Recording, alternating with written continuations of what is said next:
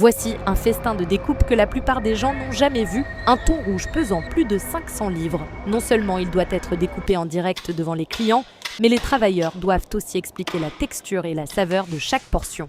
D'abord, les ouvriers coupent les nageoires du poisson, puis se concentrent sur la colonne vertébrale du thon. Ils découpent séparément 2 morceaux de viande ventrale et 2 morceaux de viande dorsale. Ce processus est très satisfaisant à regarder.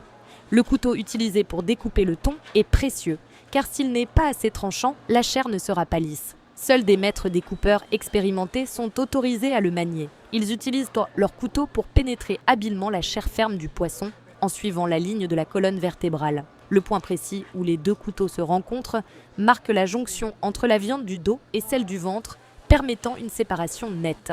Comme le thon est cher, même la viande hachée collée aux os est soigneusement raclée. Mais pourquoi le thon est-il si délicieux ?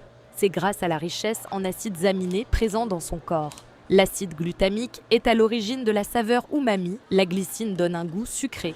De plus, la zone maritime dans laquelle il grandit joue un rôle important. Plus la température de l'eau est basse, plus la concentration en sel est élevée, ce qui rend le thon plus sucré et savoureux. La moelle osseuse contenue dans la colonne vertébrale du thon est très rare. Crue, elle dégage une forte odeur de poisson. Et une fois la découpe terminée, le chef assemble différentes parties du poisson pour créer un plateau de sashimi.